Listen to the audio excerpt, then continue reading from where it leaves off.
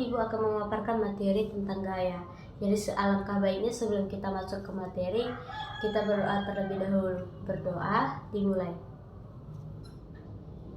Berdoa selesai. Jadi apakah di sini kalian sudah tahu apa itu gaya? Baik, tidak ada ya. Jadi Ibu akan menjelaskan sedikit pengertian gaya. Pengertian gaya, gaya merupakan dorongan ataupun tarikan yang dapat menyebabkan benda bergerak, berubah arah, maupun perubahan bentuk benda. Gaya juga dapat mengakibatkan benda yang mulanya bergerak menjadi diam. Adapun macam-macam gaya yaitu 1. Gaya otot, 2. Gaya gesek, 3. Gaya pegas, 4. Gaya gravitasi, dan 5. Gaya magnet. 1. Gaya otot. Gaya otot adalah gaya yang dihasilkan oleh tenaga otot manusia dan hewan. Contohnya, manusia bisa berjalan dan menarik karena adanya gaya otot, dan sebuah delman juga bisa bergerak karena adanya gaya otot dari kuda. 2. Gaya gesek. Gaya gesek bisa diartikan juga gaya ini bekerja berlawanan arah dengan arah gerak benda. Gaya gesek dapat terjadi karena sentuhan antara permukaan benda dengan bidang lintasan. Maka, ketika benda bergerak akan terbentuk gesekan di antara keduanya. Contoh gaya gesek misalnya saat kamu mendorong meja. Gaya gesek ada yang bermanfaat dan ada juga yang merugikan. 1. Gaya gesek yang bermanfaat. Ketika berjalan, itu akan ada gaya gesek kaki dengan lantai. Itu bermanfaat agar badan kita tidak mudah terpleset. Yang kedua, gaya gesek yang merugikan, yaitu contohnya ketika kalian mendorong meja, gesekan antara alas kaki meja dengan lantai itu membuat meja akan susah buat didorong.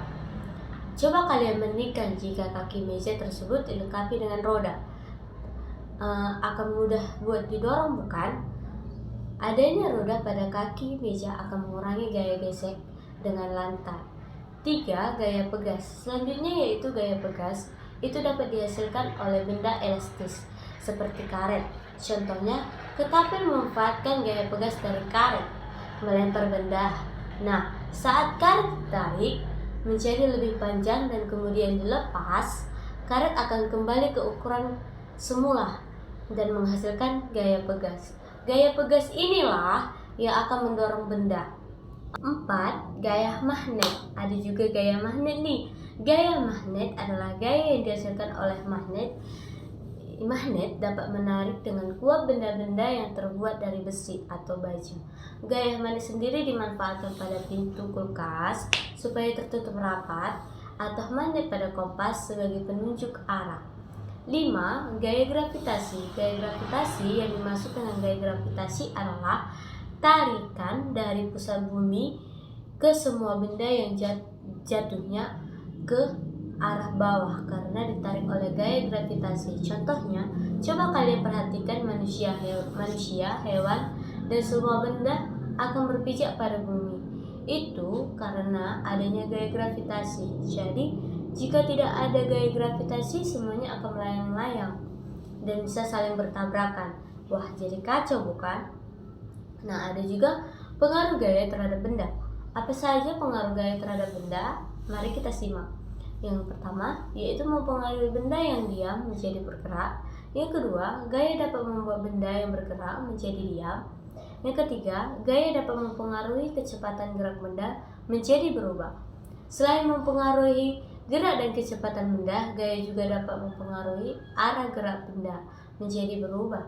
Nah, gaya juga dapat mengubah bentuk benda. Nah, gimana sih cara kita lebih bijak dalam menggunakan gaya? Yang itu, 1. Bersyukur ya, karena adanya gaya bisa mempermudah melakukan aktivitas kita sehari-hari. Yang kedua, tetapi kita juga harus berhati-hati dalam memanfaatkan gaya supaya tidak merugikan orang lain. Kesimpulan dari materi ini yaitu gaya adalah tarikan atau dorongan yang terjadi terhadap suatu benda. Gaya dapat menimbulkan perubahan posisi gerak atau perubahan bentuk pada benda. Gaya termasuk ke dalam besaran vektor karena memiliki nilai dan arah. Sebuah gaya disimbolkan dengan huruf F atau force dan satuan gaya dalam SI atau satuan internasional adalah Newton, disingkat dengan N. Pengukuran gaya dapat dilakukan dengan alat yang disebut diameter atau neraca pegas. Untuk melakukan sebuah gaya diperlukan usaha atau tenaga. Semakin besar gaya yang hendak dilakukan, maka semakin besar pula usaha atau tenaga yang harus dikeluarkan. Nah, jadi sekian materi yang Ibu jelaskan. Apakah kalian sudah mengerti semua?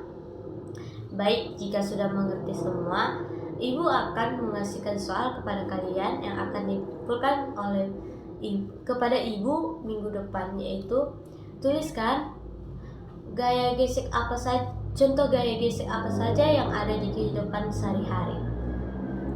Oke, sampai sekian pertemuan kita.